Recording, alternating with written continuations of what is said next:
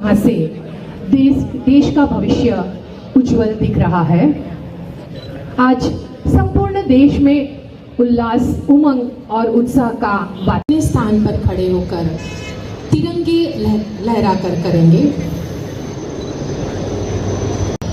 बसों लगभग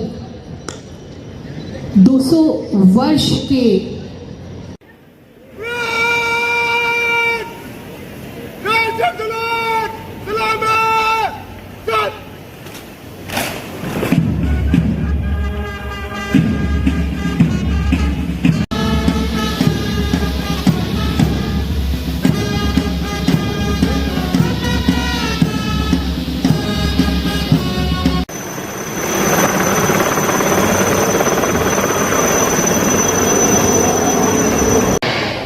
भारत माता की, भारत माता की।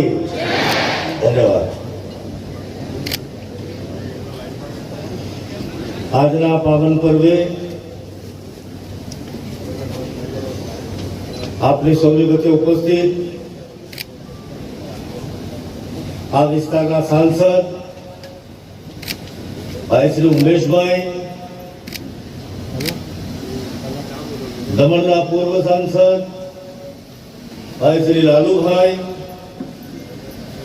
જિલ્લા પંચાયતના અધ્યક્ષા બેન જાગૃતિબેન, નગરપાલિકાના અધ્યક્ષ ભાઈ શ્રી આશીભાઈ, પ્રદેશના સૌ સ્વાતંત્ર્ય સેનાનીઓ, એમના પરિવારજનો, તમામ રાજકીય પક્ષના સૌ હોદ્દેદાર મિત્રો, એમના પ્રતિનિધિઓ, ગ્રામીણ પંચાયતના સૌ ચૂંટાયેલા સદસ્ય મિત્રો, સરપંચ મિત્રો, જિલ્લા પંચાયત અને નગરપાલિકાના સૌ ચૂંટાયેલા જનપ્રતિનિધિ મિત્રો, સરકારી અધિકારી કર્મચારી મિત્રો, આપ સર્વેને હૃદયપૂર્વકની શુભકામનાઓ પાઠવું છું। સૌ સ્વાતંત્ર્ય સેનાનીઓ તથા તેમના પરિવારજનોને કોટી કોટી વંદન કરું છું। દેશની સુરક્ષા કરતા મારા સૌ જવાનોને વંદન સહ અભિનંદન કરું છું। દેશની આંતરિક સુરક્ષા સાથે જોડાયેલા મારા જવાનો અને પોલીસ કર્મીઓને પણ હૃદયપૂર્વકના અભિનંદન પાઠવું છું અને શુભકામનાઓ પાઠવું છું।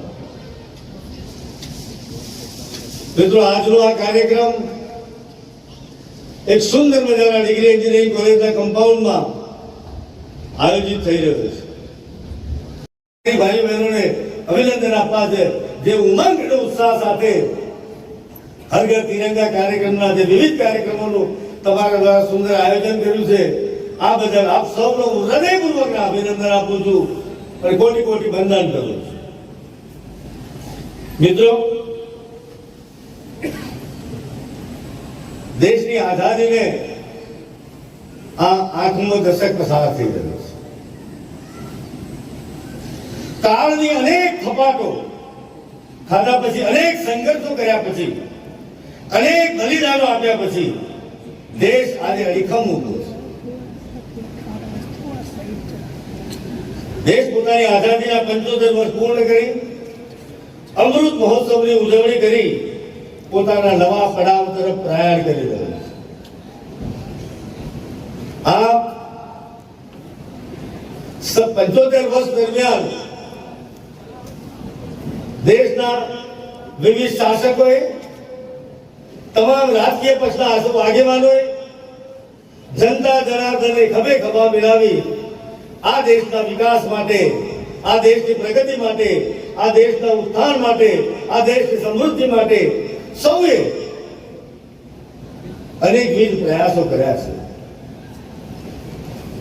અને લાભાર્થી ખેડૂતો માટે વ્યક્તિ દીઠ 6,000 રૂપિયા વર્ષમાં સહાય કરી અને આધુનિક ટેકનોલોજી યુક્ત ભારત બનાવવાનો સફળ પ્રયાસ કર્યો। મિત્રો, એના ભાગરૂપે હોય આવી પ્રાથમિક બાબતો ઉપર ખૂબ કાળજી રાખી એક જન આંદોલન ઊભું કરી